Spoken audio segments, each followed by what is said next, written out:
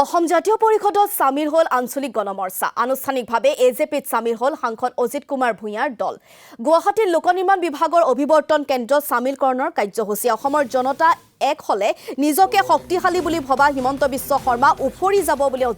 মন্তব্য কৰিলে অজিত ভূঞাই বিজেপিতকৈ কংগ্ৰেছ বহুত ভাল আছিল আৰু ভাল যোৱাবাৰে একত্ৰিত হোৱা হলে আমাৰে চৰকাৰ হলহেতেন বুলি মন্তব্য কৰিলে সাংসদ অজিত ভূঞাই কংগ্ৰেছক নিজকে বিগ ব্ৰাদাৰ বুলি ভাবি নাথাকিবলৈ আহ্বান অজিত ভূঞাৰ ইয়াৰ উপৰিও যিমান পাৰি সোনকালে বিজেপিক বিদায় দিব লাগে বুলি ক'লে এজেপিৰ কাৰ্যকাৰী সভাপতি ৰাজেন গোহাঁই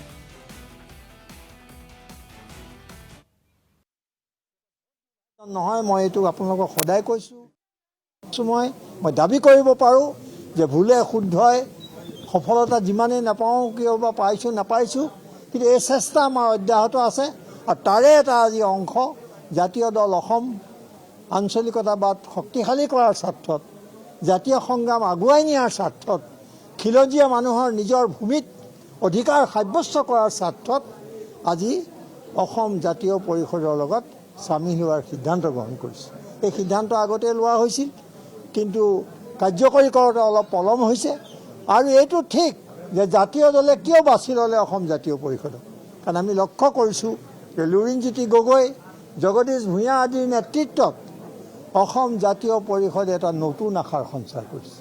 আৰু তেওঁলোকে এটা আপোচহীনভাৱে আঞ্চলিকতাবাদৰ স্থিতি গ্ৰহণ কৰিছে আমি লক্ষ্য কৰি আছোঁ আৰু লুৰিণজ্যোতি গগৈক মই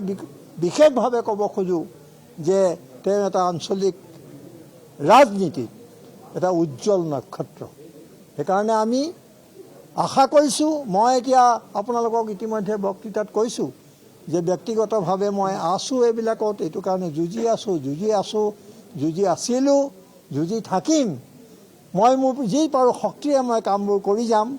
কিন্তু মই কোনো পদবী গ্ৰহণ কৰিব খোজা নাই কাৰণ এইটো প্ৰশ্ন আপোনালোকে কৰিবৰ কাৰণে কৈছোঁ মই যে মই কোনো তেনেকুৱা পদবী গ্ৰহণ কৰিব খোজা নাই কিন্তু নকৰিলেও মই বিৰোধী ঐক্যৰ স্বাৰ্থত আমাৰ ছজনীয়া গোট আছে মই নাগৰিক সমাজৰ সভাপতি আপোনালোকে জানে মই অল ইণ্ডিয়া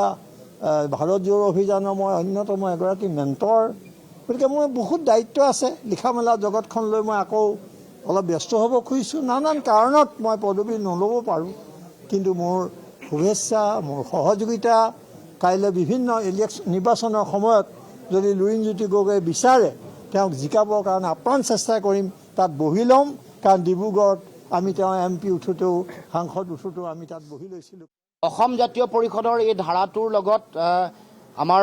অজিত কুমাৰ ভূঞা ডাঙৰীয়া সামিল হৈছে তেখেতৰ দল জাতীয় দল অসম সামিল হৈছে কাৰণ দীঘলীয়া পৰিক্ৰমা অজিত কুমাৰ ভূঞা ডাঙৰীয়াৰ যিটো সংগ্ৰামী দীঘলীয়া পৰিক্ৰমা য'ত ত্যাগ আছে য'ত জাতীয় চেতনাৰে সমৃদ্ধ তেওঁৰ যাত্ৰা আছে বিভিন্ন অন্যায় বিভিন্ন ধৰণৰ অনীতিৰ বিৰুদ্ধে মাত মতাৰ শক্তি আৰু সাহস আছে সেইবোৰে আমাৰ দলটোক মাৰ্গদৰ্শন দিব আমাৰ দলটোক শক্তি সাহস দিব গতিকে মই ভাবোঁ যে আজি এই সন্ধিক্ষণ এই সময়টো এটা সৰু পদক্ষেপ অজিত ভূঞা ডাঙৰীয়া যিটো কথা কৈছে কিন্তু ইয়াৰ যিটো ইয়াৰ প্ৰভাৱ অতি শক্তিশালী সুদূৰ প্ৰসাৰী ইয়াৰ প্ৰভাৱটো আগন্তুক দিনসমূহত আগন্তুক ৩-৫ বছৰহে মানুহে উপলব্ধি কৰিব আজিৰ দিনটোৰ গুৰুত্ব আজিৰ দিনটোৱে কি ধৰণে মানুহৰ মনোজগতত মানুহক মানসিকভাৱে মানুহৰ জাতীয়তাবাদৰ চেতনাৰ শেহতীয়া যিটো বিশ্বাসহীনতা অবিশ্বাসৰ বাতাবৰণ তাৰ বিপৰীতে আস্থা প্ৰতিষ্ঠাৰ আৰু যোগাত্মকভাৱে যুঁজ দিয়াৰ যিটো শক্তি সেই শক্তিক কেনেকৈ আজিৰ এই দিনটোৱে বা আজি এই সময়কণে কিমান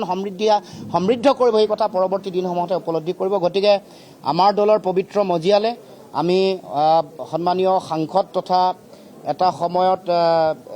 জাতীয়তাবাদী মানৱ অধিকাৰ সংগ্ৰামৰ নেতৃত্ব দিয়া তাৰ লগে লগে সাংবাদিকতাৰ দীঘলীয়া এটা পৰিক্ৰমা থকা অজিত ভূঞা ডাঙৰীয়াক আদৰণি জনাইছোঁ লগতে তেখেতৰ দলৰ সকলো সাধাৰণ সম্পাদক প্ৰণৱজ্যোতি চেতিয়া আছে দলৰ সকলো বিষয়ববীয়া কৰ্মকৰ্তাক আমি উষ্ম আদৰণি জনাইছোঁ আৰু আমি সকলোৱে মিলি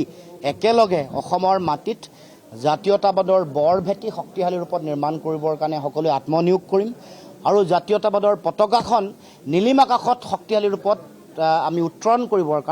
উত্তোলন কৰিবৰ কাৰণে আমাৰ সৰ্বোচ্চ উজাৰি আমি কাম কাজ কৰিম সাম্প্ৰতিক সময়ত আমাৰ মূল দায়িত্ব থাকিব হিমন্ত বিশ্ব শৰ্মাৰ যি ভয়াৱহ সাম্প্ৰদায়িক শাসন বিজেপি চৰকাৰ যি শাসন ইয়াক উফৰাই পেলাবৰ কাৰণে আমি সকলোৱে একেলগে কাম কৰিম সেইটোৱে এই সময়ত আমাৰ দলৰ ফালৰ পৰা প্ৰাথমিক লক্ষ্য হিচাপে আমি নিৰ্ধাৰণ কৰিছোঁ সৰ্বোচ্চ উজাৰি যুঁজিম আৰু